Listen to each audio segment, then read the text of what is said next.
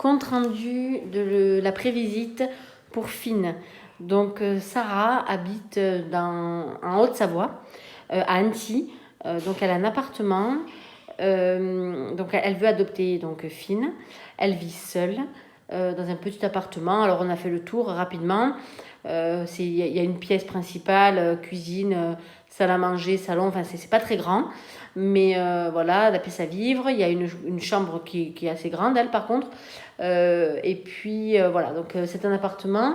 Elle a un panier donc, dans le salon qui était à son ancien chien. Voilà, le panier est là. Elle a un petit panier à jouets. Elle m'a montré dans le coin de sa chambre, il y a un petit panier avec plein de jouets dedans. Voilà, pour que le chien puisse se servir. Et puis, elle me disait certainement mettre le panier du chien pour la nuit dans sa chambre. Et puis éventuellement peut-être sur le lit plus tard, mais bon, au début, voilà, ça sera comme ça. Elle a souvent eu des chiens.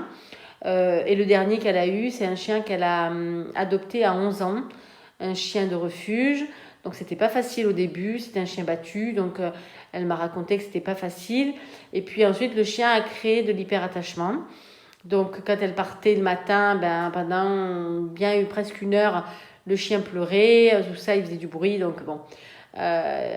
C'était un peu embêtant. Les voisins, forcément, sont venus taper à la porte en disant que le chien pleurait beaucoup.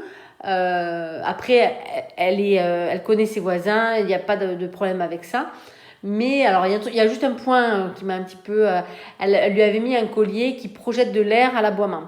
Alors, je lui ai dit, voilà, je ne suis pas trop fan de ce genre de truc, mais bon. Voilà. Et puis, l'après-midi, elle rentre à midi du travail. Et puis, l'après-midi, elle emmène le chien chez ses parents. À 2h, elle dépose le chien chez ses parents qui habitent à 2 km pour passer l'après-midi. Et elle le récupère à 5h. Donc, elle faisait ça avec son ancien chien. Il a vécu jusqu'à 14 ans. Et donc il est mort au mois de juillet, donc elle a beaucoup souffert et elle a envie de redonner une chance à un chien de refuge. Donc elle a craqué sur Finn qui est voilà, un chien magnifique. Et elle compte voilà, instaurer un petit peu la même chose. Le matin il reste tout seul, à midi elle rentre, à 2h elle le dépose chez ses parents, à 5h30 elle va le chercher. Ses parents habitent un peu plus dans la campagne. Donc, pour les balades, les sorties, ils ont un jardin clôturé pour l'après-midi. Et puis, elle a des amis. Alors, elle n'a pas d'enfants, elle vit seule, mais elle a beaucoup d'amis, elle sort, elle est assez voilà, sociable. Donc, le chien rencontrera du monde. Et le but, c'est pour elle de l'emmener partout avec elle. Donc, j'ai parlé attention d'hyperattachement. Hein, son chien l'avait déjà fait, donc on a reparlé d'hyperattachement. On a parlé des difficultés, même si Finn est un petit chien. On peut éventuellement rencontrer des difficultés, hein. Mélochon pourrait vous en dire, hein, donc je sais ce que c'est. Donc voilà. Mais elle semble prête à s'investir, elle a envie de bien faire, elle a envie d'aimer ce chien. Elle m'a dit que, voilà, elle a eu qu'une expérience en refuge avec son chien de 11 ans.